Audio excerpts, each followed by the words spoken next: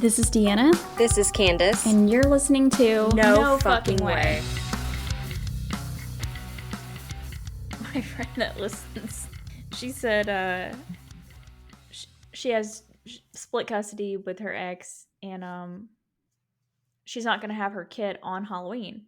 And she's like, that makes me really sad because he's not going to get to go trick-or-treating with his friends in the neighborhood because he's going to be with his dad. Mm-hmm. And I said, well, just go. Well, before she explained that part, she's like, oh, we're not going to have him on Halloween. I was like, oh, well, just, people do trunk or treats like all month. Like, just go, the day before or the weekend before or whatever. And she's like, well, he won't get to trick or treat with his friends. Not the same. And I was like, well, sometimes you don't get to trick or treat with your friends. I mean, that's also true. What she said. I was like, that's life. Yeah. And sometimes, like, things just don't go the way that you want them to go. Yeah. It sucks, sorry. But Yeah. next year, maybe you'll be at my house. Yeah. She just kind of, made a sad face. And our producer that was in the room with us was like, you would be such a mean mom. But you know what's funny is I also have that mentality until it comes to me. Like if my friend or something, like you personally, right? Like if my friend or something had the same complaint, I'd be like, well, so I mean, yeah, there's another. You're gonna have 14 more Halloweens with your kid. Like, sorry, yeah, you just do what you got to do. Take them somewhere else. Take them to a pumpkin patch. But then if it were me, I would, I would not take my own advice in that situation. Yeah, no, and I totally get it because I'm sure if I had a kid and I knew that he would want to go trick-or-treating with his friends in our neighborhood. Yeah. I would be like kind of bargaining with the dad, like, can he come to our house for at least an hour or, like make some kind of plea for. Right. But yeah, totally. But that's one reason also why, at least until my kids are grown, I plan to not. I don't want to get divorced until the kids are grown because I have plans for every holiday. I have plans. Yeah. Just kidding. No, that's a good point because it's kind of funny because this sounds horrible, but nowadays I feel like parents' lives are so much more complicated. Because if y'all are split up, I have so many friends who are not with their significant other anymore, and they have the most complicated ass custody schedules. Yeah. Because it's not every other weekend at dad's anymore. It's like most people have like a 50-50 situation where it's like, oh, like I pick the kids up from school on Wednesdays and then she picks the kids up from school like the following Tuesday. And so they're with me all that week and then they're with her or like whatever, like however the split is. Yeah. But it's so complicated. And then it's like, oh yeah, and like it's every other holiday. And I mean, it is so and then complex. you can like make compromises on certain holidays and like what is actually I'd be like, well, you had her on St. Patrick's Day. Who the fuck? You had her on Columbus Day, so I get her on Christmas. Like I'm pretty sure they like spell out the exact like holidays that they're switching off, but it's like, yeah. And then it's like, well, she has Christmas Eve and I have Christmas and then this and that. No. I mean, it is so complicated. Absolutely not. I know someone who they do like Sunday night to like Wednesday at 7, but then on Fridays she takes them to soccer practice and then he takes them to her house so they can all have dinner together, and then on Saturday they switch back, and I'm like, what the fuck are you talking about? I'd be like, just keep them. I know. I wouldn't know. I would never know where the hell my kid's supposed to be. Oh my god, it's too much. It's too much. So yeah, but I mean, back in our day, when you were divorced, one of them parents wasn't even in the picture. You know what I'm saying? One of those parents, you saw them 2 times a year, and that was it. that was how it was for me. Someone left you, or the other parent was dead. Yeah. Where they just handed over their rights because it was too much. Exactly. I mean, my mom she was supposed to like help out with like my after school stuff, but she didn't because she was a crackhead. So, um, you know, And you gotta fit that into the schedule too. yeah, I know. And then the one time I did go over to my mom's house, she went off to go do crackhead stuff, and my dad came and picked me up, and I was I was sunburnt as fuck because I'd been like playing outside in the pool all day. And my dad was like, "Where's your mom?" And I was like, "I don't." She left at like 1 o'clock to go get cigarettes. How old were you? I was 12, but my brother and my sister were there, who were Oh, like adults. oh my So god. I was with them, but I mean, they were like young adults, like 18 and 21 or something like that. So, they just let me do whatever. We all had a good time, but my dad was like pissed that my mom wasn't there for her visitation or whatever. So he Yeah. was like, okay. Also today, like what I feel like they didn't deal with back in the day, not like when we were kids, but like kind of when we were kids, is like the multiple baby daddy situation. So Oh, yeah. that's just one schedule with one kid. Imagine having three the same situation with three baby daddies, three different age kids, three different schedules. Like that is when I'd give up my rights as a mother. I'd be like, I can't do this. You I guys, know. listen, y'all take them. It's too much. It just used to be so simple. Now it's not.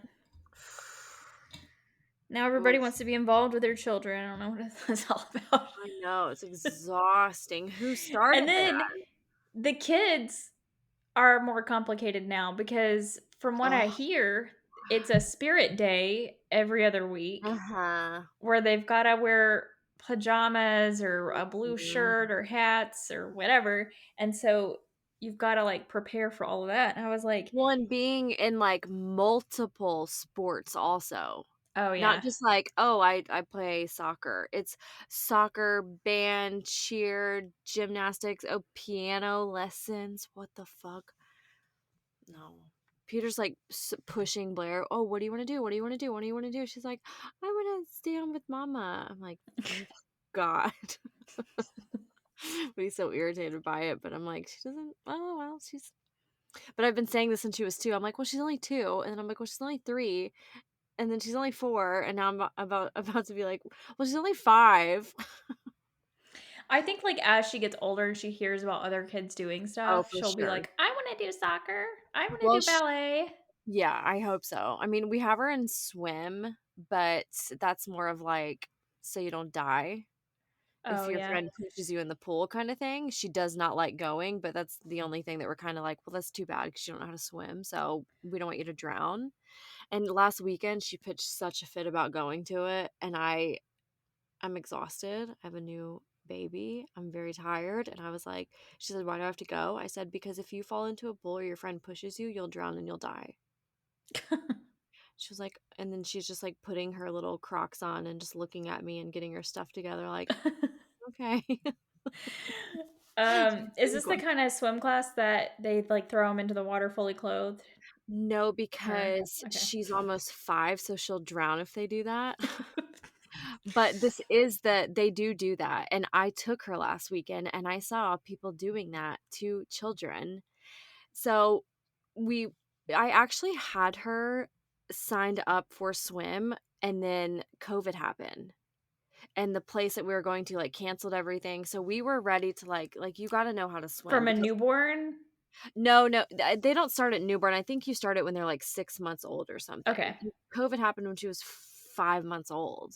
So I had things scheduled, and then the place, like, canceled stuff, and then I just never redid it. It is all on us. I just never redid it again, and now she's terrified, but we also make her terrified because when she's by a pool or at the beach or at the lake, we're like, like, gasping and, "Don't go by the water, and don't do this, Mhm. and you need your floats, and you need to hold someone's hand," and it makes her scared of the water.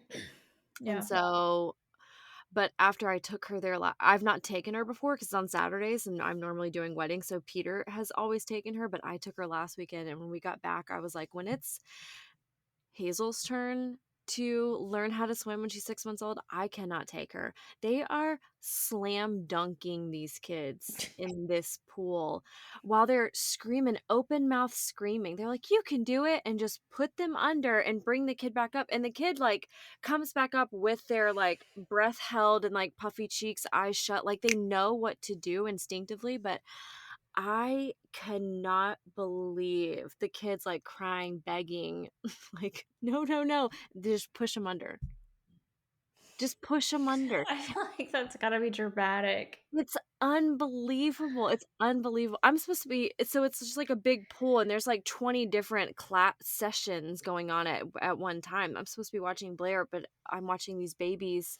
I'm thinking like any minute one's gonna drown. We also never did this when we were kids, and I feel like in 10 years or so, we're gonna start hearing from people with serious pool water trauma about how like they have like recurring nightmares of being a baby and being like held underwater by their Oh my God. pool instructor. Ugh, I don't know. It's very scary. I mean, I do wish that we would have been able to get her in earlier because now she's just terrified of the water, which I hate, but And I will say one more thing, and I might have to cut this for time, but um I saw a Instagram reel the other day, and I went down this rabbit hole where this woman had um, lost her baby. Was he was, or I say baby, but it was a 2 year old. Um, because like they went to the pool, and it sounds like it was a public pool situation. They went to the pool, and like her son ran off to like go say like hi to his little friend, and she was talking to the other mom mhm, and not paying attention to the son, mhm. and he had gotten into the hot tub and drowned. And she said a couple minutes go by and she Oh realizes my she's not hearing god. her kid or seeing her kid. And she's like, "Where is he?" And she sees him, floating in the hot tub. Oh But it my was god. too late. He died. Oh my god. And I am not going to shame anyone, but I'm curious how that happens because I'm not a parent, but if I was ever in charge of a child near a body of water, How old was he? too. Oh, yeah, I no. don't think that I would stop and have a conversation with someone before I made sure that, like, the kid was, like, With a 2-year secured. with a 2-year-old? No, you absolutely wouldn't. I Yeah. wouldn't. I I just don't see how that happens, and I know that shit happens, people leave their kids in cars by accident, people Was it like, her let their it kids was drown by her accident. it was her kid?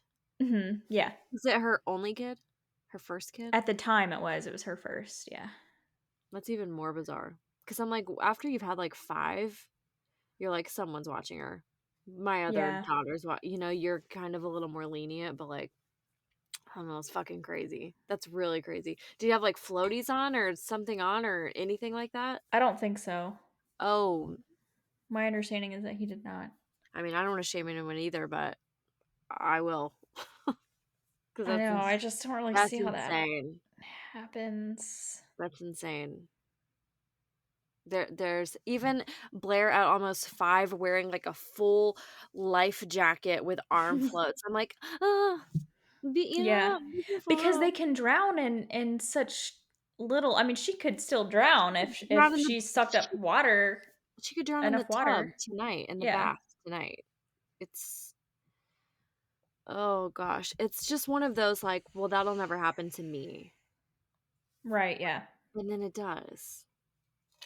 And And I get, then you're a parent and you're tired and your friend says, "Hey, did you see the new Scott Peterson documentary on Netflix?" And you're like, "Oh yeah, let's talk about that." And you guys are sitting there oh, chatting about how he's no, innocent and all this stuff, and then no. you get God. wrapped up. Oh, Anyway, do you go to jail for that? she didn't. You can, It's I'm interesting. sure. It just depends. Neglect. That's kind of one of the, yeah, probably some kind of neglect. Oh, that's horrible. Some kind of manslaughter or accidental, Yeah, whatever. Who knows? yeah. Ugh. Okay. So, anyway, what we're going to talk about today, again, these are our closing arguments for the Scott Peterson, Laci Peterson case, because we're going over this again because 2 new documentaries came out. One was on Netflix, one was on Peacock. The Netflix one was like the murder of Laci Peterson, and it was like really, there was nothing new on that at all. That it was like it was like an overview I thought that of about everything we both. already know. I thought that about both of them. Well, The only thing in the Scott one is like the footage of him. yeah, that's the only new thing. And if anything, I kind of felt like both documentaries left out a lot of information.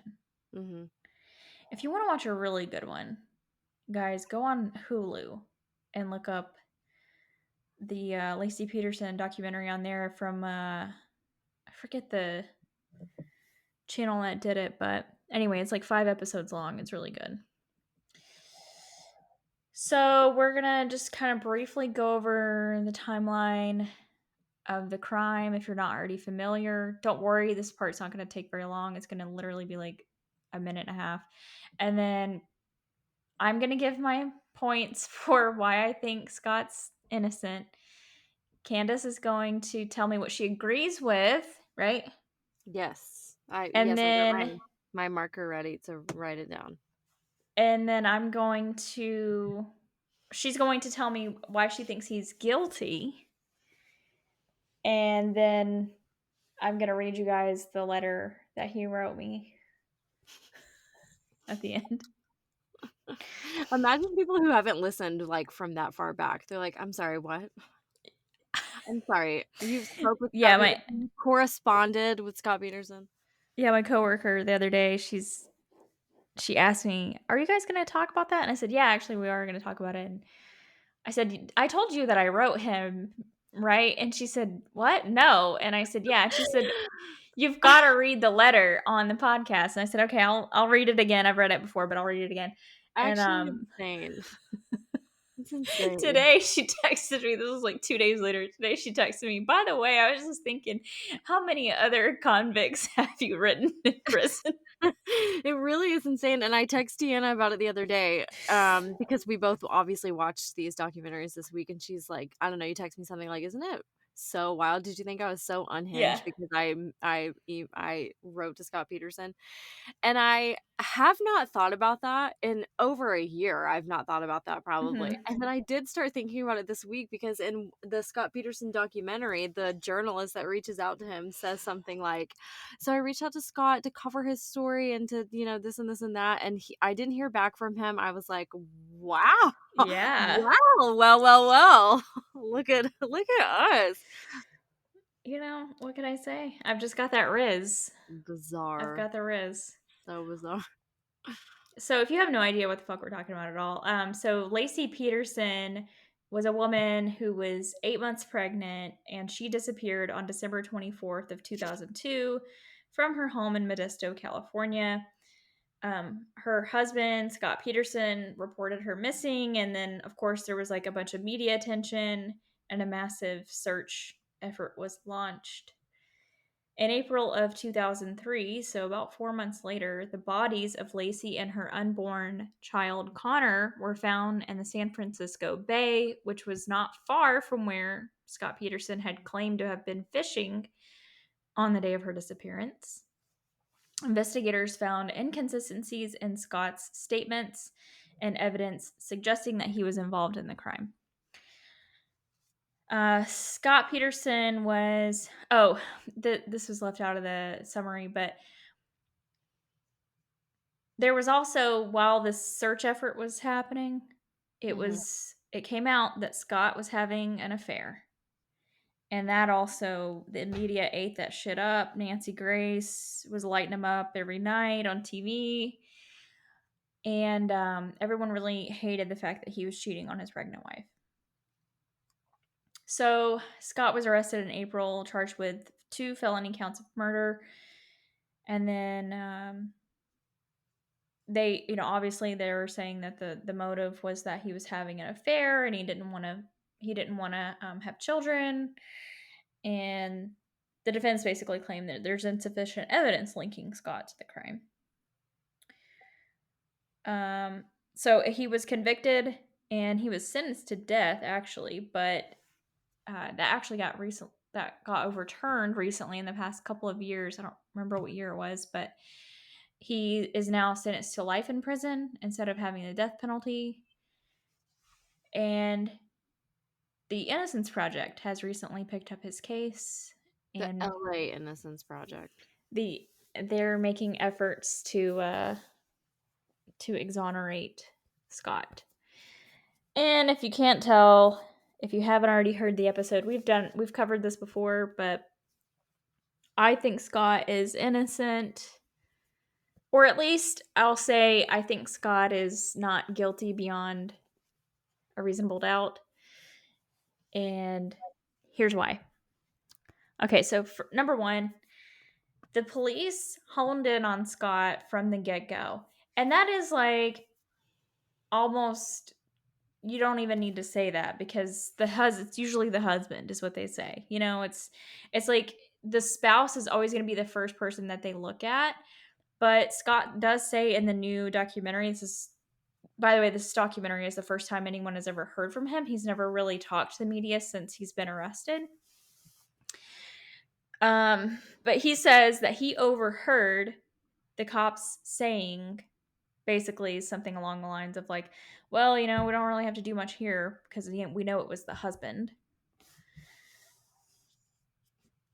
Because the night that he reported her missing, the night she disappeared, he let them search his house, his warehouse where his boat was, and his vehicles.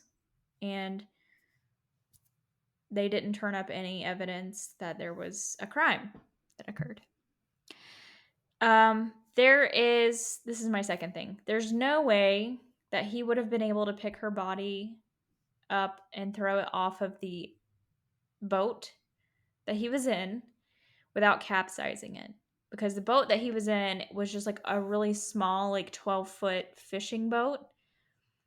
And him being 200 pounds, her being, I think she was like 150 pounds. And then on top of the fact that they said that he used weights to weigh down her arms and legs, that would have put her at like 180 pounds. That would be 380 pounds on this tiny fishing boat. If he picks her up to put her in the water,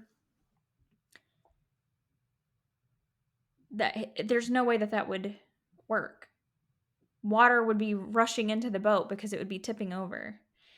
And the defense hired, or they bought the same model boat, and then they had someone on their team that weighed about the same as Scott try to lift a 100-pound dummy into the water, and it happened with even just the 100 pounds.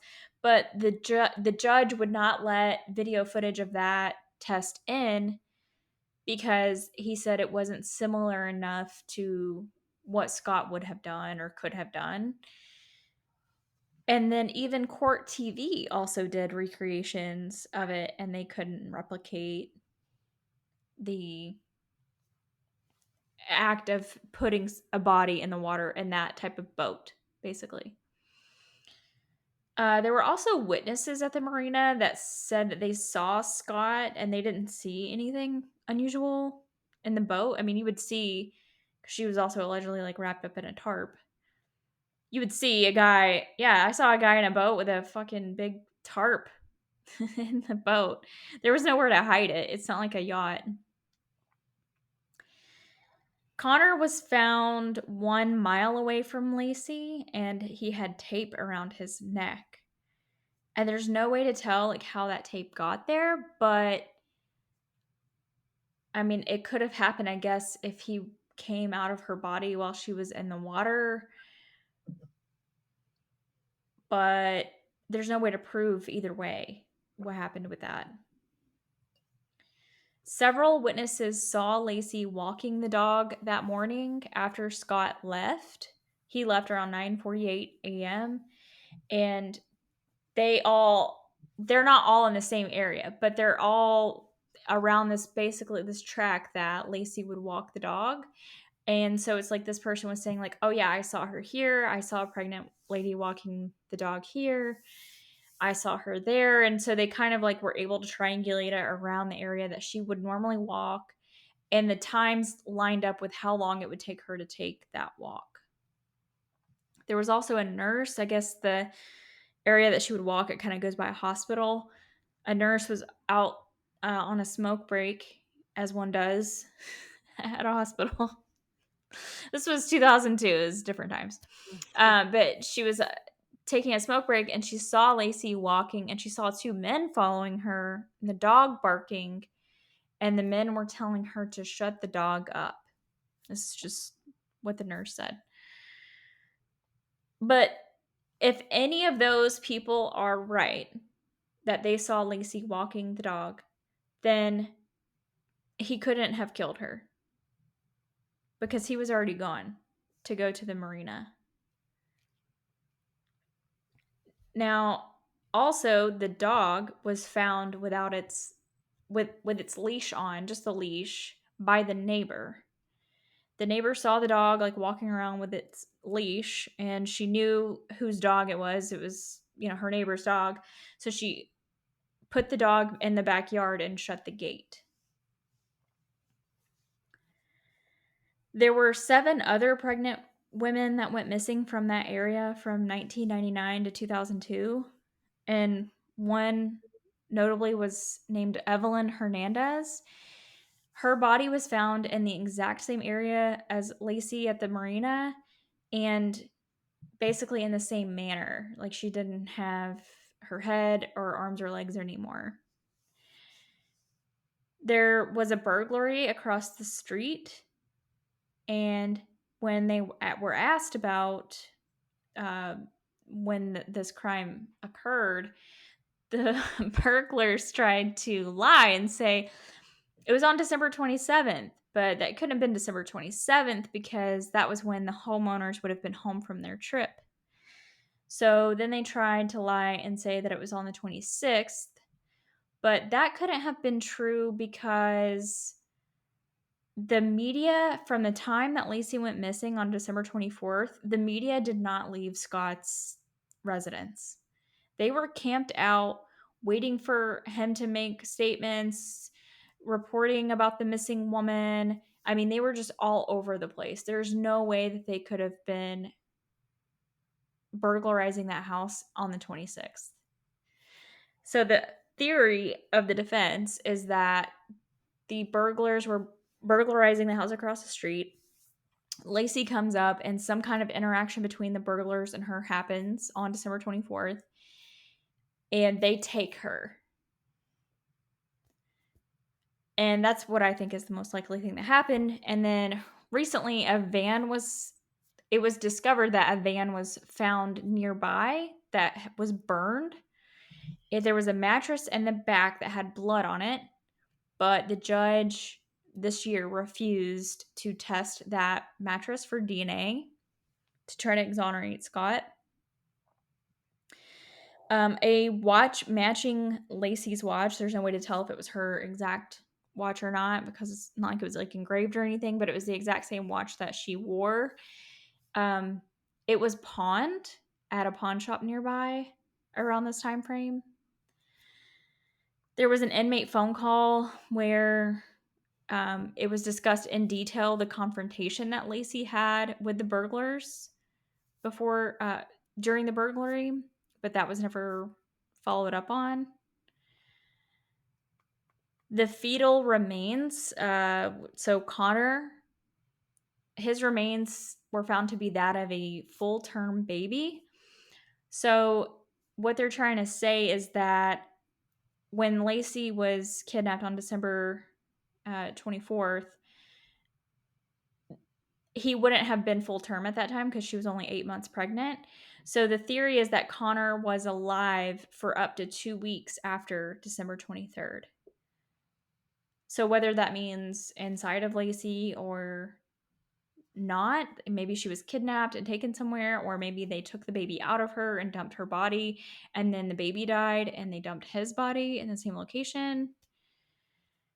Um, there's a theory that some people think like, well, Scott went fishing at this specific marina and her body was found there. That must mean that he's guilty.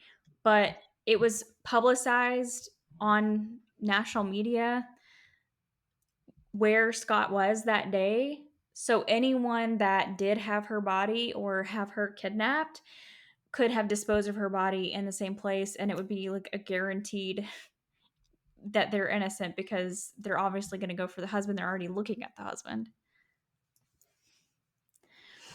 Um, there was a lot of juror misconduct on the trial. There was a juror that thought he was innocent and he was dismissed from his duties after he was threatened. So he went to the judge and said, I don't agree with them. We're fighting in the deliberation room.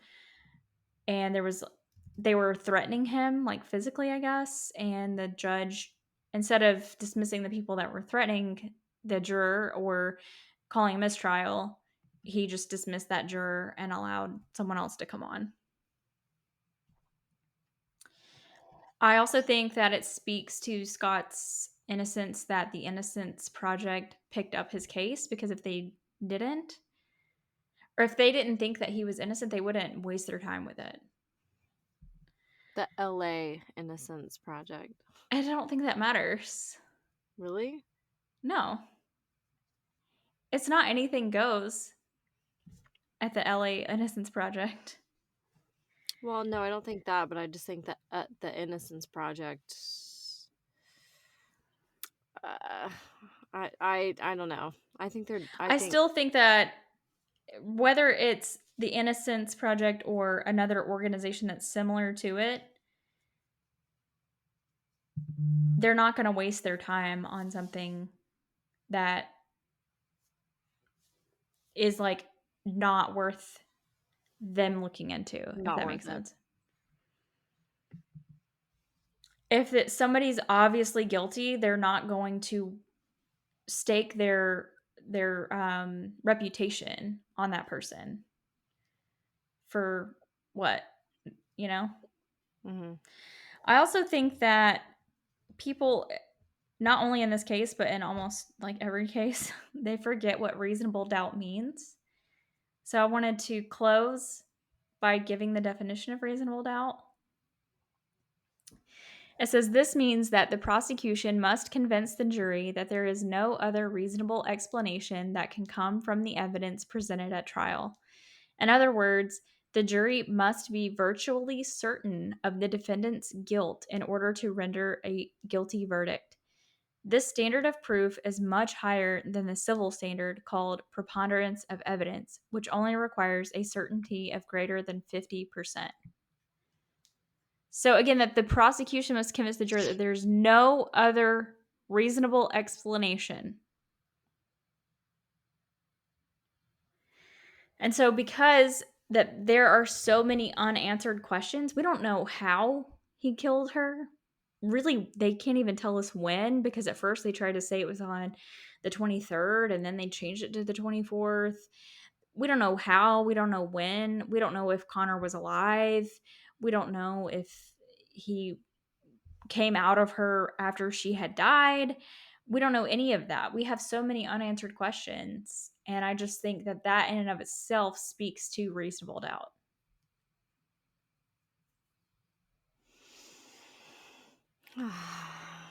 No, no, um, um, Ow. I'm just kidding. Wrong Peterson. Um,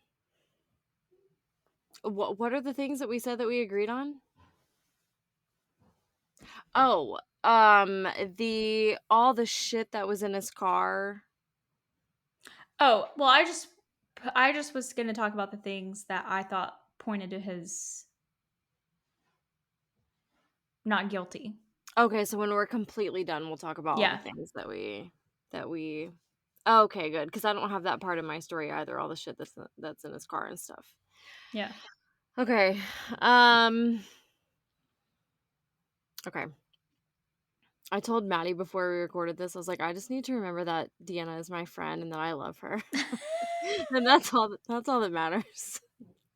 Okay, so in my opinion, I feel like everything was premeditated. I don't know from when, but I know certainly at least from like December 9th when he bought his boat and then bought or got his boating license on the 20th. And he also had to pay in advance for a pass to the marina, which he did for December 23rd and 24th, but had initially planned to go play golf, but it was too cold. So he goes on the water in the bay where it's even colder. Um, no, I was under the impression that no one knew that he even had a boat. Um, but then I guess besides Lacey, but I don't know if I even believe that. So she went to the warehouse December 20th. How do we know that? Just from him saying There was a witness. that she Uh, went to the warehouse on the 20th? yeah. Okay, so Because she had to use the bathroom, and I guess like his little warehouse that he worked oh, in okay. didn't have one. Okay. So she used like a neighboring person's Okay. bathroom. So she knew that he had the boat. Yeah. Um And you told me it was supposed to be a surprise because he fishes with his family, I guess, but that's just not enough for me. Like, surprise, look, I bought myself a boat for Christmas. I think the boat had one intention. I think renting a boat would have looked a little more sus and random actually. Like buying the boat is more of like an investment because we go fishing because this is what we do. I'm serious about this, etc. So the fact that he and his family or his dad and his brothers like to go fishing, he thought perfect. Who would question this?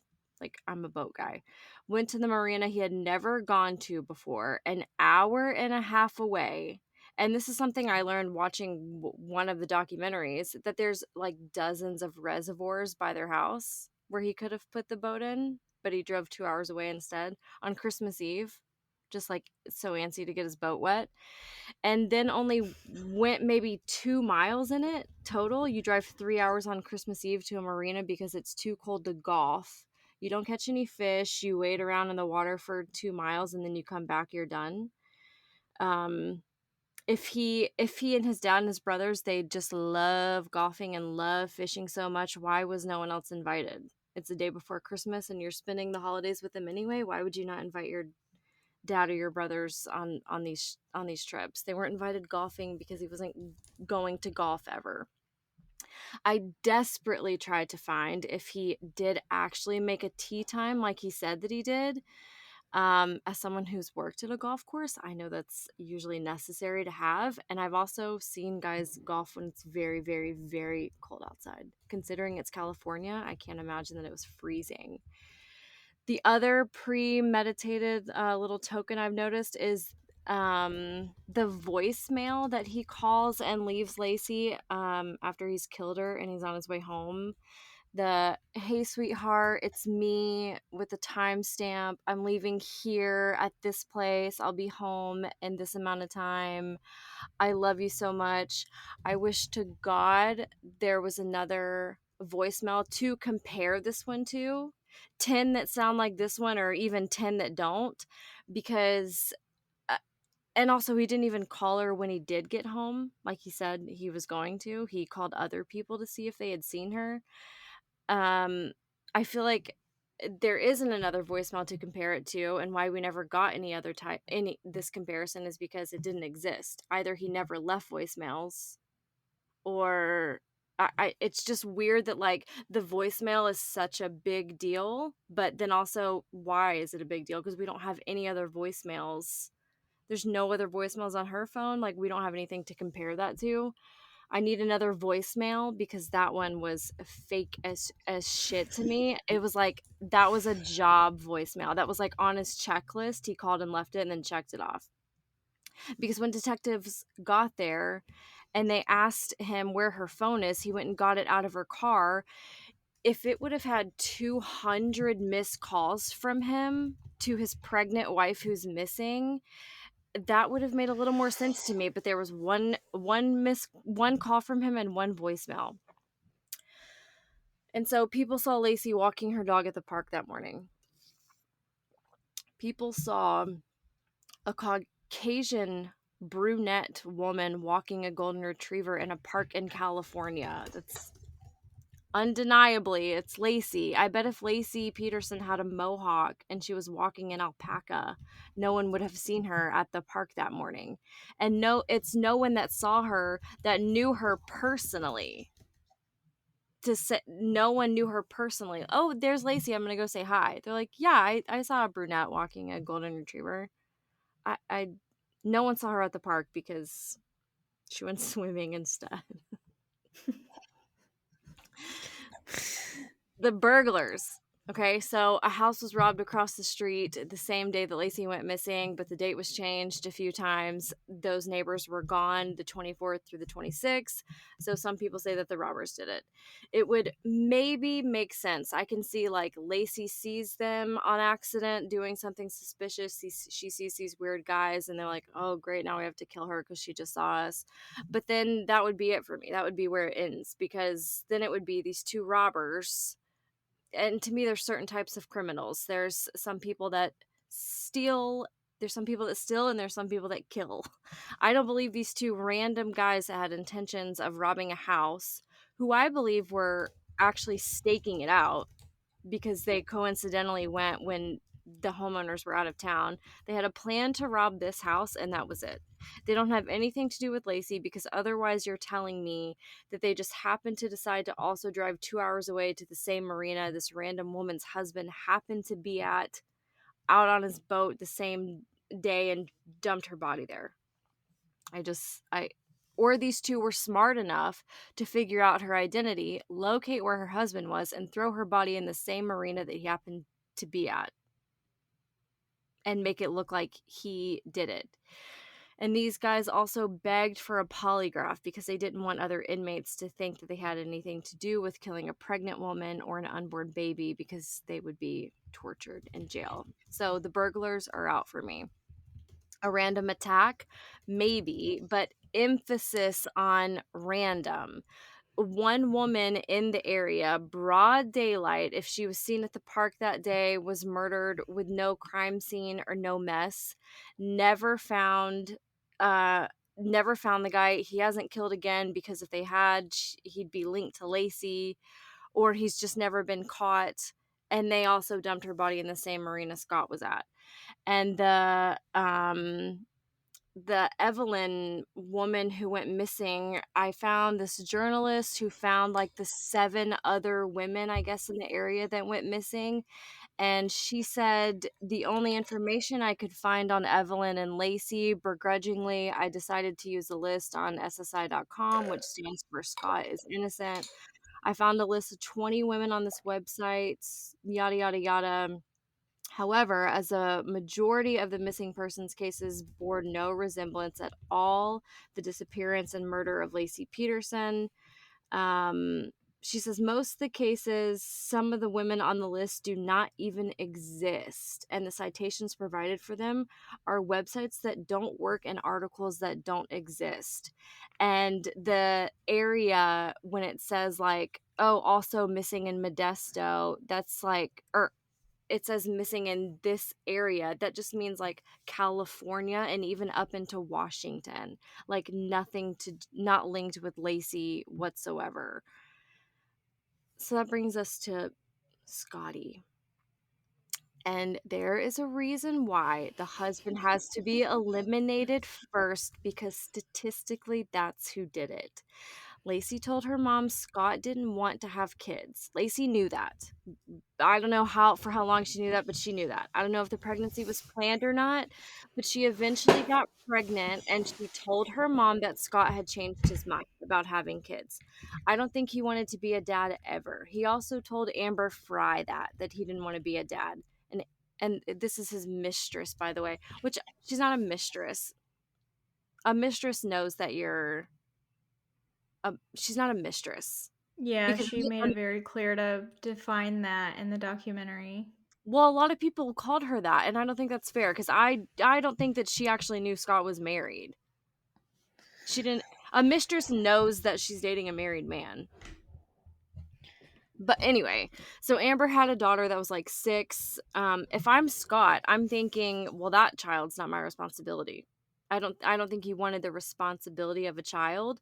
If anything happens with Amber or with her daughter, that's not on me because she's not mine. So that's why he was okay with being with Amber. I do think Amber got a bad rep. It definitely didn't help at all to be having an affair. But I don't think Scott killed Laci because of Amber, or that it had anything to do with Amber at all. But you definitely got to see who he really is, in my opinion. The elaborate lies. He lied even when he didn't have to about small things. And if I'm mistaken,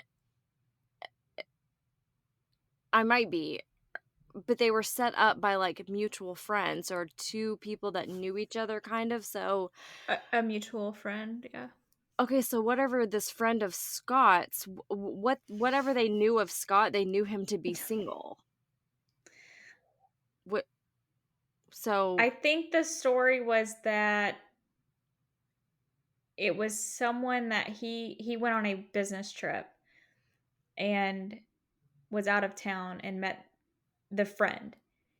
And yes, I believe the friend was under the impression that he was not married because she okay, was like, "Oh, let me yeah, set you up with my friend Amber because she lives in your area." Because they're yeah, basically both they're meeting at this place because it's a work event and they're from different places. Oh, let me set you up with my friend Amber. I don't think that okay. the friend knew that he was married. So, he tells Amber that he recently lost his wife, and this will be his first holiday season without her. This is also on December 9th, when the day he bought his boat, as I mentioned. He told Amber he was spending New Year's Eve in Paris. At this point, Amber's phone was already tapped and all these calls were being recorded. He called her and it was so loud where he was, and it's so beautiful and you should see it. But Scott was not in Paris. He was calling from Lacey's candlelight vigil. Um, and maybe that's one of the many little white lies that add up that make him a murderer that don't count. Okay, fine. But he's an elaborate, compulsive liar, acting like he can't hear Amber because the Eiffel Tower's so crowded and it's so loud there and so much commotion. And when in reality, you're standing around all of your crying wife's friends and family, your friends and family. He was not mentally present.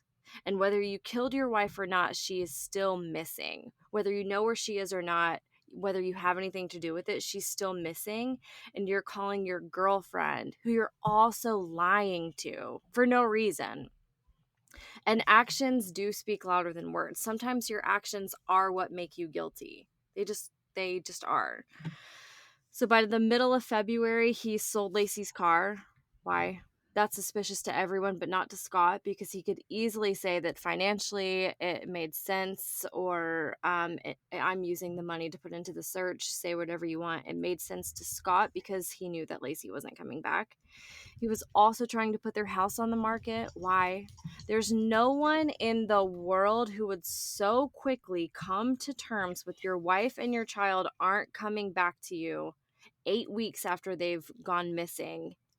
Uh, uh, Still, no one knows anything. There's no leads, no nothing, but you're just going to sell her car, sell the house. It's unfathomable. But Scott knew they weren't coming back, so he could easily sell the house and take the money and start a new life. Around the same time they're searching the house, there's video footage of this. The baby's room is like being used for storage. There's just junk piled up. Not a lot of regard for his wife's things. She apparently was like super tidy. Okay, but he's a Um guy. I mean, come on.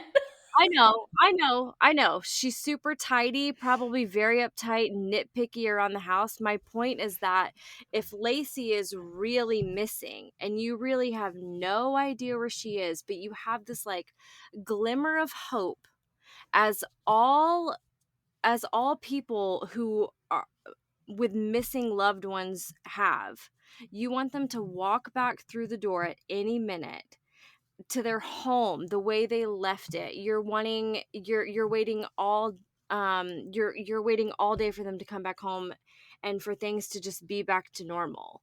All If all you want is for them to walk back through the door, then that's all you're imagining. So why would you? He apparently just had let the house go because he knew that they weren't coming back. Maybe he was So he was upset. Maybe he was fucking depressed. His wife's gone. Oh, so what? He's gonna start tidying up the house? he's No, fucking he was depressed sad. that he's fucking sad that it's not all just gone away at this point and people are still hounding him. So when Lacey's found in the marina, what Detective Broccoli? Broccoli. So he calls Scott. Scott says, "Oh, tell me it's not my wife and my baby," knowing exactly that that's who it is. Not, "Oh no, Scott, that's not why I'm calling you. That was someone else's missing pregnant wife and their baby. That's not Could why have I'm been. calling you, you silly goose." Not to mention, all this time, the number of voicemail messages that he admitted to deleting without listening to. He knows that there is a search for his wife who's currently missing. The phone rings, he would send it to voicemail and then delete it without listening to it because he was so tired of the hounding and people calling and no leads and deleting voicemails without listening to them. um but so I truly don't think that he thought he was going to be caught. I also have a Christmas theory Oh, that he waited to do it because maybe authorities would quote unquote look for her on their own time or assume that like Lacey left him, maybe just that things would move a little slower because it's Christmas. He'd have a few more days to tidy up. Not that there that was is like, actually a good theory thank you, because, like, thank you. police, they're gonna be kind of not working as hard around That's what Christmas time. You're that's getting the what second I string. that is what I would assume. That is exactly what I would assume. Um, so he thought he'd have a few more days to tidy up. Not that there was like a crime scene, but maybe put the dirty towels back into the washing machine that he had took out to wash his clothes after he went to the marina, which also makes no sense. What did you get on you? What Rain. It started raining. what's the rush, Scott? Oh, you have to wash the rain off your Yeah, clothes? because they'll get mildewy. Here's my theory about it. And I've No, I'll let you finish. I made a Please. note. I'll let you finish. So back to saying, I don't think he thinks that he would be caught. Women go missing all the time. His dream was that this would just be an open investigation the rest of his life. His his sister-in-law's stepmom had worked in public relations. This is like one of the only things that I got out of watching the documentary, and she offered to send out a wire to news agencies about Lacey missing, and that's why this hit the media so hard and so fast because it didn't really make sense why it was like fucking took off like it did. I know I did. Um the I think you'd also agree with me on this about the bodies, and one of these, I don't know which documentary it was, but the guy that was out there searching that found the homemade anchors and then they were never tested or anything. They were just like tossed back in the water because they looked at them and they're like, "Oh, I think it's in the Scott Peterson one." They were like, "It's the guy who owns the boat or whatever that was out there looking." They were like, "Oh, that cement doesn't really uh that's not consistent with like the cement that we found in his warehouse, or those don't look like the homemade one anchors that we're looking for," and they threw them back in the water. That's nuts to me. So it's believed Scott either smothered or strangled Lacey not to leave blood or a mess, drove her in the back of his truck to the marina, covered in a tarp with these like huge patio umbrellas. He said he was going to store at the warehouse. That's why he took them there, but he forgot to leave them. These are gigantic umbrellas, 3 of them. You forgot to leave them there because that's not why you went there. You took them to hold down your wife's dead body in the back of your truck. Weighted her down with these homemade anchors, which he even says that he made. So the theory about the boat capsizing, I had never thought of that before, but I do kind of stand by what I said to you the other day. I don't think it was easy for him at all to throw her body with cement attached to her over his boat, but I think it was definitely doable, especially when your adrenaline hits and you don't have a choice. He 100% threw her over, and that's probably what broke her ribs too. The struggle of getting her out of the boat without tipping it over, it was not easy, and maybe it did even um uh like soak his clothes a little, or maybe he even fell in and that's why he had to wash his clothes when he got back to the house. Also, who's to say that he had her in the boat at all? Like, I hate to say it or even think about it, but he could have towed her in attached to the boat and then cut her when they were out there, and that also could be why her body was so mangled when it was found. Her head was missing, her arms, both her legs. It is Well, she was in the water for 4 months. It doesn't right. surprise me at all that she was It mangled. yes, it is extremely choppy water, and who the fuck knows what's living in it. But there's no evidence that she was ever in the boat. But she was certainly in the marina, so there's more than one way of dumping her there. As far as Connor, prosecutors argued that the fetus was separated from Laci after death, while defense attorneys argued he may have been born before Laci was killed. Her cervix was intact.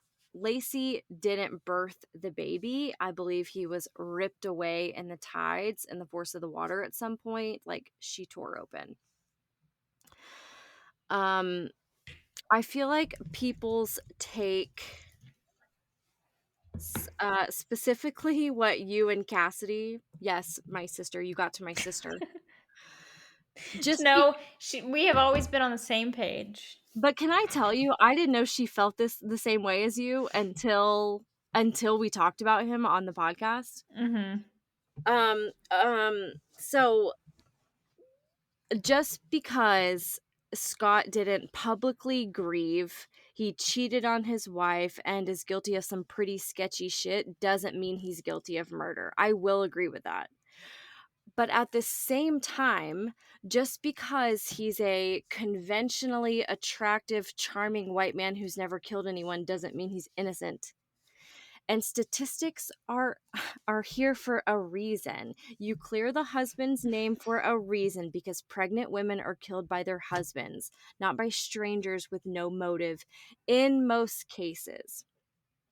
And for your sake, I regret that I even watched the Scott Peterson documentary, because if anything, I believe younger Scott more than I believe old Scott. Who is this like happy, smiling, He and cried at the end. okay. And the only thing I really remember him saying is just looking so confused and saying something like, there's some narrative that I wasn't concerned or something, as if that's the first time he's ever heard that. There's no fucking way. And my favorite, the only other new information that I got from this, and there was like Detective Broccoli or something that said it. And Broccoli. this is in the beginning before Laci was found. He said, the families are grieving, they're searching, they're looking, whatever. They're not grieving yet. But he's like, can we get you anything? What do you need? What can we do for your family? What can we do? We're looking, we're searching, we're trying. And Scott says, maybe get some grief counselors for the family. Well, why would you need that? That's soon. It's because he knows that Laci isn't coming back. And my favorite line, and exactly how I feel, and it's just all summed up, and Broccoli also said this. He said, quote, "He's really concerned, but what does he do? Nothing concerning." And in a nutshell, being concerned isn't just a feeling, it's also an action when it comes to something like your pregnant wife missing. And at the end of that document, so Lacey's family is not in the Scott Peterson documentary. Lacey's mom said something about like he has relentless pursuit to be released from prison. That's it. Not about proving his innocence. I actually think Scott could have kept Lacey's family going and on his side if he wouldn't have cut off communication with them. Why the fuck would he do that? No, because they turned on him as soon as they found out about Amber Fry. They were That's all over. So we leave. Scott could never do this. They were all supportive of Scott and on I his side think until Amber Fry came out, and then they were like, Scott is fucking dead to us. But if he already had them on his side, because it was Lacey's brother that said, Scott has failed to contact us any further. We've reached out to him. If he already had them on his side, an affair doesn't make you a murderer. Mm-hmm. So if you fess up to the affair, tell them about the affair before they find out this way. I really do think that he could have had them the whole time if he would have stayed in contact with him. And as far as both we could have done this without both these documentaries. Both these documentaries are just each other's family saying their take, which is so obvious. Of course you're going to defend your daughter, of course you're going to defend your son. It's just never helpful to see like flashing photos of both of them as children saying, "Oh, Scotty could never do this and Lacey was such a light." And I mean, how many times do you hear a murderer's family say, "Well, god damn, I'm glad they caught him. I'm glad someone sees what I can see now." Like he's I certainly wish not. more people would, I because do that's too. true. You know I that's do fucking true. too. I do too. But then they feel bad because the person's dead. So they're being, "Oh, she was such a light." You're not thinking about the time that you guys like bitch slapped each other before, Yeah. you know? I will say that the Scott one was disappointing in that they did not ask him as many questions as I would have liked. I know. I Like feel a like they lot of the asked questions him that you nothing. have, I mean, they asked him some questions. I think there was a couple things that I made notes on, but really like nothing. You could guess the answers that he would give to the types of questions that she was asking, such as like Yeah.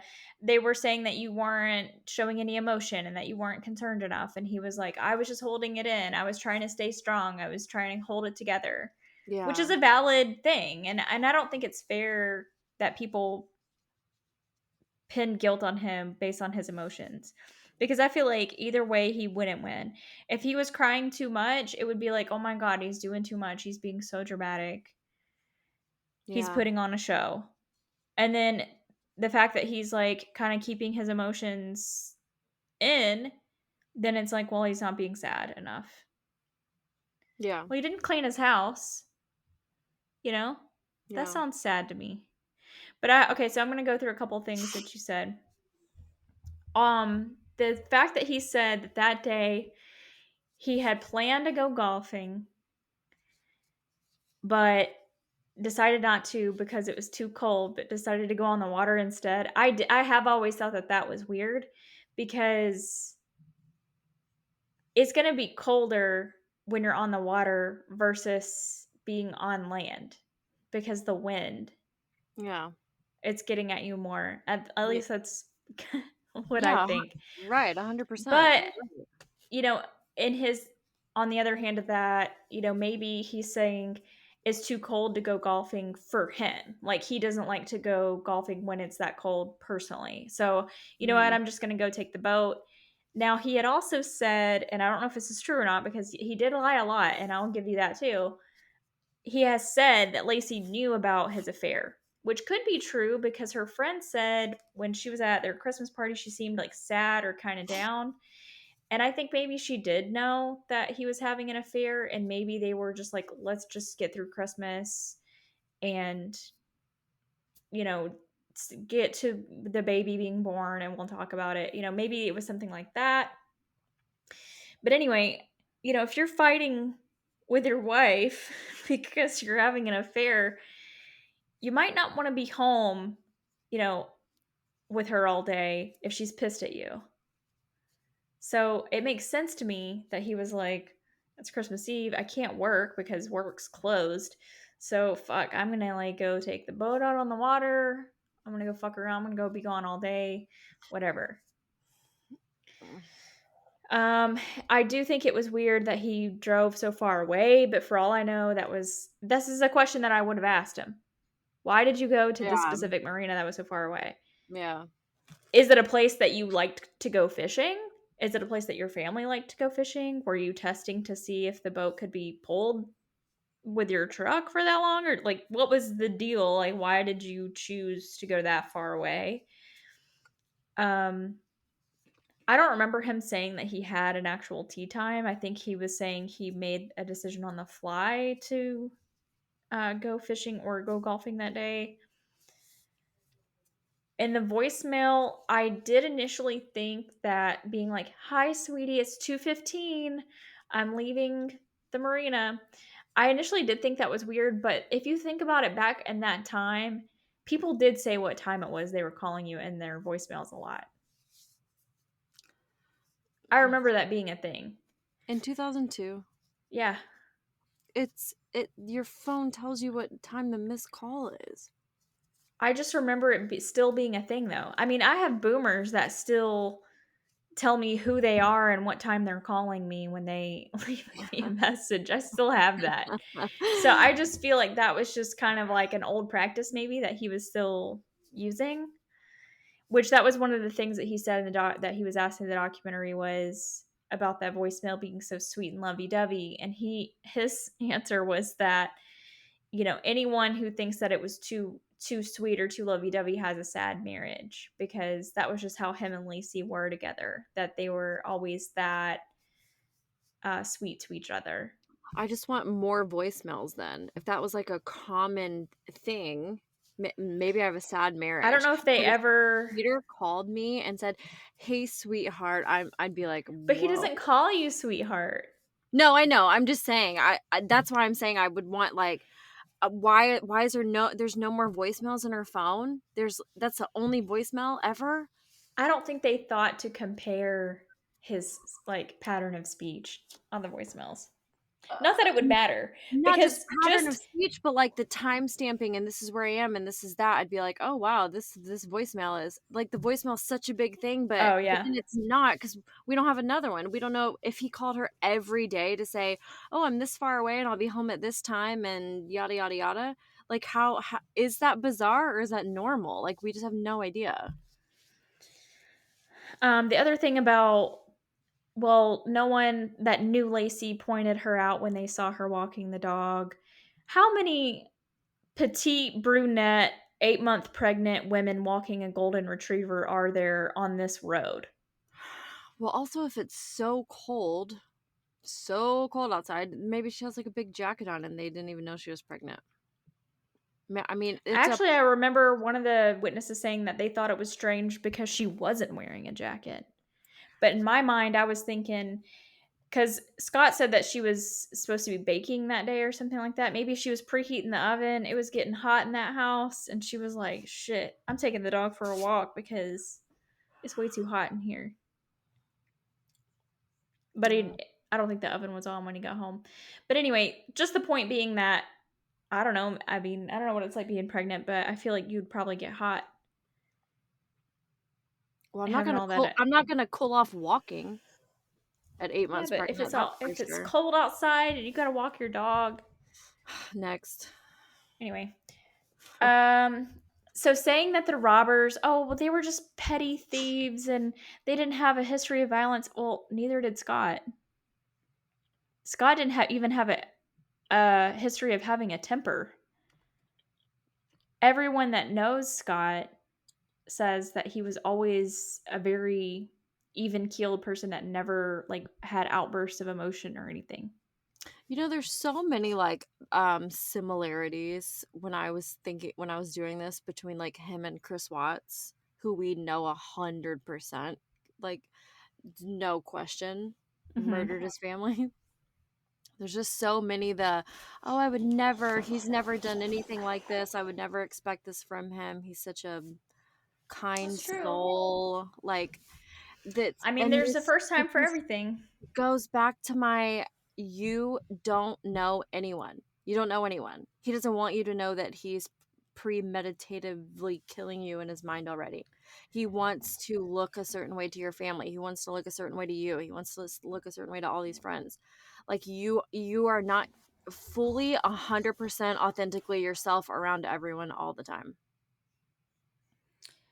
Um, Also, for the robbers, it was like the idea was, and this was presented in the Scott Peterson documentary, it was like a network of robbers in the area. So the fact that those two that said that they weren't involved, that got caught for the robbery, that said that they weren't involved and they wanted polygraphs and all of that, they may not have been involved in the actual kidnapping of her. There could have been other robbers basically involved that we don't know Mm-hmm. about. Um, I do think that him saying he lost his wife was weird because that's what he said to Amber before she even died. And then he's tried to, when he explained it to her, he's like, there's different kinds of loss. Oh my god, those voicemails. Or the I not voicemails, the phone calls. It was so embarrassing for both of them. I just think like in those situations it was like he was just lying and kept covering up with another lie. Like when he knew that he had to come clean to Amber about being married because I think it was his friend that set them up found out that he was married. Yeah. And she was going to tell Amber and he was going to get Yeah. exposed. So he was like, all right, I've got to try to fucking cover this up. And so I'm going to tell her like I was married, but I'm not anymore. And so like Yeah. that was like his like little like, okay, this is just going to get me through. Or when she Then would say, yeah, I'm sorry, he keep just going. became really unlucky and his wife really Right. did go missing. R- Um and Wow. he said in the documentary, this was another thing that I got out of it, was he continued to talk to her and lie to her and like be like, I'm in Paris and like all that crazy shit that he said because he didn't want her going to the media and taking attention off of Laci. So he wanted to keep Laci as the focus and not have this affair that he was having become the focus. And I feel like that's like a legitimate, whether he's lying or not, I don't know, but I feel like that's like a legitimate If you don't want the affair that you're attempt. having to become the focus, then stop having it while your wife's Yeah, missing. but if he stopped talking to her, she'd be like, why did you stop talking to me? Just break up with He her. was like worried about it. He should have been fucking I know. worried about it. 100% he's worried about more than just that. And I And just think that anytime she would say, a person that doesn't want kids isn't going to have an affair with a person that has kids. well, that's not a baby that you also have to take care of. That's a child that's like practically raised already. And anytime she said, well, tell me this, Scott, or riddle me this, or explain that, I'd be like, well, I wish I could, Amber. Or I will. I will in time. What the fuck? He's like, Also, as soon as I think of a good enough lie. give me another month. Give When you me call I need this like down tomorrow. yeah. I love her like whole aesthetic and her look so much. Just like hardcore side note, she is like the epitome I of think like she's disgusting. what she She's a looks. skinny, ugly, What? stringy haired skank. Deanna, I'm sorry. Deanna, That's what she is. why is she a skank? You didn't mean that part. You just didn't. You just didn't know how Actually, to end it. Skank was actually just funny. You did. Yeah, it is funny, but you did not mean that. She's not a skank.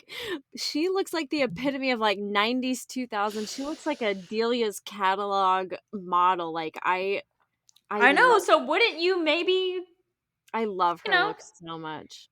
can you blame him? Yes. Again. She was hot. He couldn't help it. His wife was pregnant. She didn't want to have sex anymore. Okay, He was she's not horny. kill your wife hot. I'll She's agree with you. definitely I'll not. agree with you there. Um, as far as him like selling her stuff or whatever, I think it was like money issues probably that he was having. But I don't think it's we all know that if you don't find a missing person within like a week, the chances are is that they're dead. And I get like holding on to hope or whatever, but Scott to me seems like kind of like a logical person, and he's probably thinking like she's probably not coming home and I'm struggling to pay my bills, so You think I'm he's going to sell the logical? car. Yeah. You But logical and dumb? you must You think. called him dumb also. No, I said that would be dumb to me. It would be dumb to have this alibi. If I was at the marina, here's my ticket that shows that I parked at the marina. Also, And to to me, dump a it's body at the place where you said your alibi I is, get that's that. I get that. stupid. But to me, it kind of like parallels, like cancels each other out. Like to me, it's the complete opposite. He's like, well, I'll tell them this is where I was because no way they're going to look at me and think that I would give my alibi Everyone as the knows, same though. place I dumped her body. Of course not. Everyone knows that it's always the spouse that gets looked at. So if you were going to try to kill Peter, you wouldn't go dump his body and be like, "Yeah, I was at the park where I dumped Peter's body." Well, I'm not agreeing that he's Cuz he might be logical. found. I'm not agreeing that he's logical. I think it was a very stupid thing to do, but But that's what he you did. said you said that him leaving the dog on the leash, that was like purposeful to make it look like she had walked the dog. Yeah, I did think that was smart. So he's either What? logical or he's not. Oh, no, I don't think he's logical. When you said that, I was referring to you calling him dumb yesterday when we were texting. No, I was just saying that I would be dumb, I think. Yes, definitely. I think there are some smart things, but it's not smart all the way through. There are some things he thought of, but things that like did not he did think of some things. He did not cross all of his T's and dot all of his I's. As far as the dirty towels, because what happened is he came home. Lacey wasn't home. His clothes were wet, and he wanted to go ahead and wash his clothes, which I think makes sense. If I come home with wet clothes, I'm gonna wash them immediately because I don't want them to stink. And maybe Lacey was always like, "Get those nasty fish clothes off," and so he's like, "Let me get these fucking clothes off, or she's gonna yell at me." But there were towels on the washing machine, and maybe they were white towels. Maybe Lacey is super strict about white towels get washed with bleach. And so he's like, all right, I don't want to fuck up her towels with my clothes that I'm wearing. So I'm going to set the dirty towels aside and wash my clothes. And then Lacey can wash these towels with bleach later, like she normally does. I don't think he would give a shit about any of that because he had just killed her and she's not there to nag him about his dirty clothes or getting her But you were towels asking why smelly. would he do this and why would he do that? I'm just saying that's the logical reason why, if she wasn't dead, why he would have done that. If he didn't know she Mm, was dead. he did. If he strangled her, she didn't there was no scratches on him. He didn't have any marks on him at all. There Well, was no sign of a struggle. He let the police in that very night that she was disappeared. Like he didn't have any time to try to cover anything up. Everything looked like normal.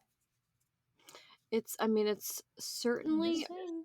possible and definitely not easy to maneuver or move yourself pregnant. If he just had her arms pinned down and was sitting on her pregnant stomach, strangling her, what could she do? I mean, all he has to do is be sitting on her arms. That's it. There's How is absolutely he sitting on her no, arms and strangling her at the same time? if she's Like on the what? ground.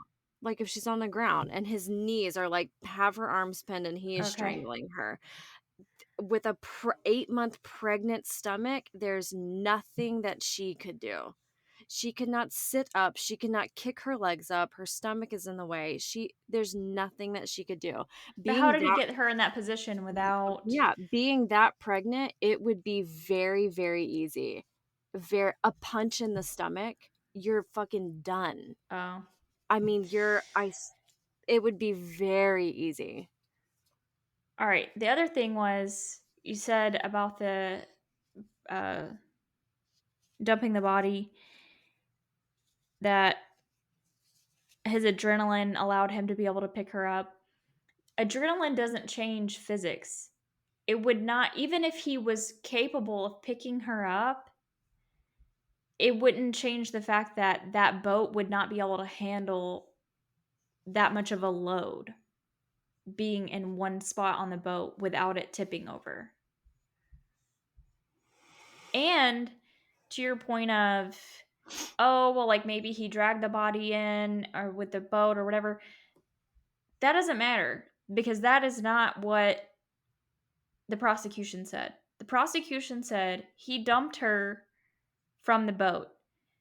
And according to the law, if there's any, like I said, if there's any other reasonable explanation, you can't go with that. Like you can't be like, well, he might have done it this way or he might have done it. No, you have to say this is the state's theory.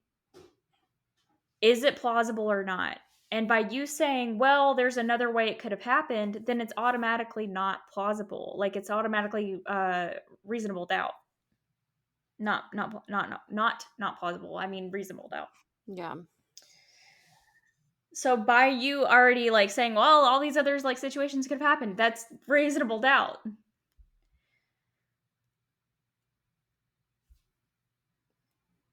Yeah, I mean, I get that, but both of those are still he killed her. Is my point. I don't But know what I'm how. getting I at don't is know that this way or that way, but it's one of the two.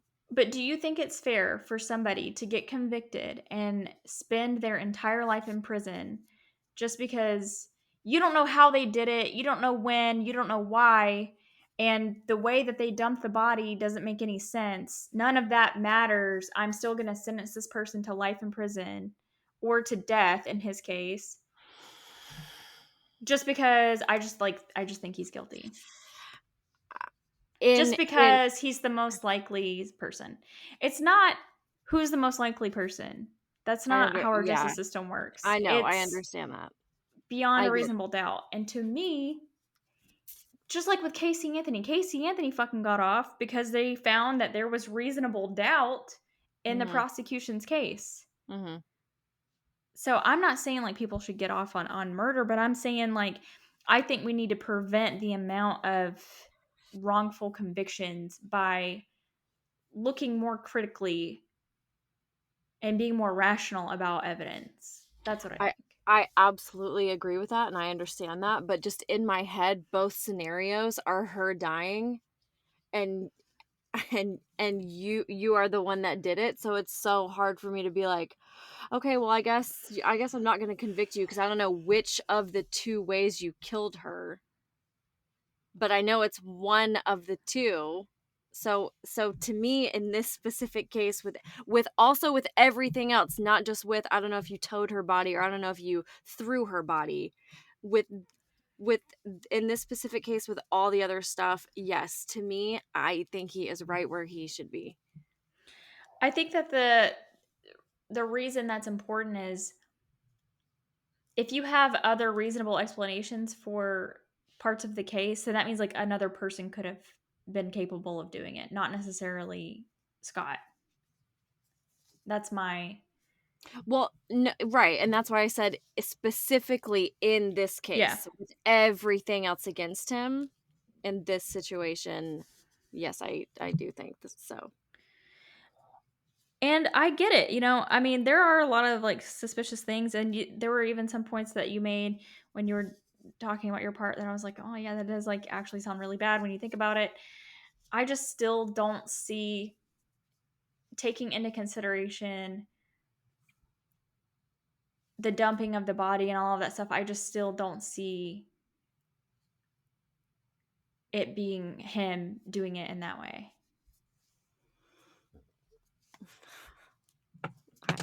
I do. Okay. Well, with that, I'm going to read Scott's letter. Oh yes, yeah. I gotta get it out of the frame real quick. Off the wall, down off the wall. Off, off the wall next to the photo of your child that I have. Literally was right next to the picture of Blair. But so if you guys don't know, I wrote Scott in prison. Like, when was this? Like 2 years ago? Yeah, I it was think it early. It was. was early on in the pod. We're like, ha ha ha, let's do It this, and was, then yeah, it was fucking 2-ish responded. years ago. It was right when everything was coming out about him getting his conviction, or getting he was trying to get his conviction overturned, obviously, but he wound up getting life instead of the death penalty. Like, they overturned the death penalty part, and I think that's what made me write the letter. But basically, I wrote him, and I was just like, "Hi, I think you're innocent. I have a podcast, and me and my friend talked about your case and all this stuff." And I don't even remember everything that I said. I wish I would have kept a copy of what I wrote. Like, I wish I would have taken a Yeah, picture of I it. I thought about that too. I wish we had what you sent. But it was like typical me. I was like being silly, like making jokes and being Hey, like, I don't know, like, if you even know what this means. Like, I used some kind of slang term, and I was like, I don't even know if you know what that means because, you've been in prison. But does he even know what a um podcast is? yeah, and I was like, I was asking him some questions, and I'm like, so, like, what do you do all day? Like, what's prison like? That kind of stuff. Anyway, so this is what he said back to my letter, and it was like on a like 3x5 note card. Okay, so it's not long. He says Deanna, and he spelled my name right. Your letter is great fun. Thanks for taking the time to write. Given how things are, I cannot exchange letters, but I wanted to let you know how much I appreciate what you have to share. You shared a spark, Deanna.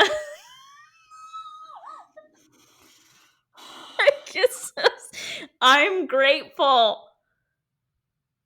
Love forever. No, I'm just kidding. He didn't say love forever. He just wrote Scott. Guys, he Oh, said, I appreciate what you have to share. You shared a spark.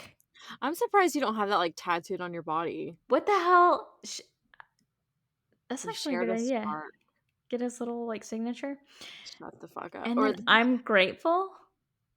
And I want to remind you guys, the journalist that wrote to him in prison, who, wanted to share his story. I'm just like this idiot talking about her stupid podcast and asking him, like, if he has access to Cheetos. And he didn't write her back. He wrote me back. mm-hmm. And this whole, like, given how things are, I don't know if that was like a COVID comment or if it was like because of all the whirlwind of the death penalty Oh. getting overturned and all that. I don't know if it was like because of that. Oh, I don't know either. But he was going through it, you guys, and he still took the time to write me back. And he appreciates what I have to share, and I shared a spark. I'm gonna put that in my bio. Share a spark. I'm sure that week he got a letter from you and that journalist. And he picked one. I wonder how many letters he's getting right now, because I thought about writing him again. And it was like a kind of quick response too, right? Yeah, it wasn't. It was like a couple weeks, maybe a few Like a weeks, a month. month. Yeah, a month. Do you remember? I remember like the day, because I have that U.S. informed delivery thing or Yeah. USPS informed No, Deanna, delivery. I don't remember the day. The day that I got this fucking letter, I was shaking on my way down to the post to my mailbox. Yeah. I was because I knew it was coming. I Yeah. saw, like, the little, like, thing that said, like, "Oh, it's from Oh, Scott yeah, at in your whatever prison," and I email. was like Yeah, that I would've was made my heart stop freaking the fuck too. out. I couldn't wait for the mail to come, and I was, like, opening it as I'm going up the driveway. Oh, I would've been freaking out too, that's a murderer. whatever. Has your address. It's not a murder, but I was thinking, like, while I was watching this, I was like, "Oh, what if he did murder her? I just, like, wrote this guy in prison who fucking killed his pregnant wife. Ooh. Oh Somebody needs to god. get control of me because Oh my I do god. some crazy shit." It's like, let me write back this little girl who's under But my spell, who and I drank used my my address and everything, and I didn't even, You're like, get a PO crazy. box, and That's I was crazy. like, "But what are the odds? What, is he gonna come all the way here and kill me? Do me a Yeah, favor?" He's not going to, I don't think. make my day. But, when he gets out, which he will, if he needs a place to stay, Cody and I will be happy to And then we post can him have up. and then we can have him on. Yeah. Oh my gosh. Okay, so Alright. I have a little okay, so I have a list of celebrities who have had encounters with regular people like us. I'm going to tell you the celebrity and you're going to tell me if you think they're an asshole or not. Okay. Okay? Dr. Phil. Probably asshole. Apparently he has a no eye contact rule and a You and me nasty both. when you said that at the beginning of the pod, I was like, that's really funny. And he has a nasty attitude and is extremely self-absorbed. Hmm. Scarlett Johansson. I think she's an asshole. She was very high maintenance and demanding. Mhm. Ben Affleck. I wanna say he's nice. Amazing. Super friendly. Bennifer's over, right? I know. It's been over though. I mean, that's not How do you feel who about Ben Affleck and that he played basically Scott's character in Gone Girl? Because even though the author says that Gone Girl isn't based off of this case, it totally is. Okay, but wait, didn't we have this realization? Gone Girl came out. Wait, no, not Gone Girl. That was something else. What was the other? Anyway, you're right. 1000%. Yes, and I do think Because they like, they favor. picked Ben Affleck, and Ben Affleck looked just like him. Yeah, but why didn't what's her face does not look like Laci Peterson at all. No, I mean, shit, I'm sure they just, like, wanted to make it different. But for sure identical. Like yes. Yeah, yeah, yeah. I just feel like Ben Affleck is just like a no nonsense kind of he's just not into your bullshit. Like but if you sit and Yeah, talk he's to very him down and to you're earth. yes, if you sit down and like you're authentic and then he's fine. Okay, what about J-Lo? Bitch. Okay. Total bitch. So nice, so personable in the moment. And Oh. like when she walks away or if it's like a interview or a recording or whatever, as soon as she walks away, rips out the ear thing, drops the mic, like Oh. faces, like everything's turned off. Rachel McAdams, Shit, I'm sure she's nice. the sweetest, soft spoken, super polite. Demi Moore. I want her to be nice. I liked her book. Okay, this person said stuck up, Oh. quiet, and doesn't recognize you, like your presence. I don't believe that. I feel like that's this one person. I follow Just her on. because you're quiet doesn't mean you're stuck up, by the way. That's very true. I don't like that one. That one Yeah, me neither. I don't believe you. I don't either. Ashton Kutcher, He's probably nice. a doll, so friendly you feel like you've always known him. The end. Okay. By the way, I just want to say I think I've You, said Scott's like not aged very well or something, but he was actually looking pretty good in that documentary. oh my God. I'm just saying he looked better than those like horrible jail photos that they've been showing of him. He looks like a grease ball. His It's called long hair. moisturizer Oh, it's called sweat from his prison cell. because he's been locked in that damn He solitary looked confinement. he looked like he looked you could smell him through the phone. I'll ask him on our next FaceTime. Uh, are you'll ask him if he showers there? Does he have access to a shower? I'm gonna ask him what kind of hair products he uses. Disgusting. I'm gonna Disgusting. say, hey, I noticed in the documentary you're growing your hair out. I'm also growing my hair out, and I was just wondering, like, what kind of products you use on your hair. Oh my God. What do they have access to at the commissary? Yeah, Oh, no. He looked atrocious to me.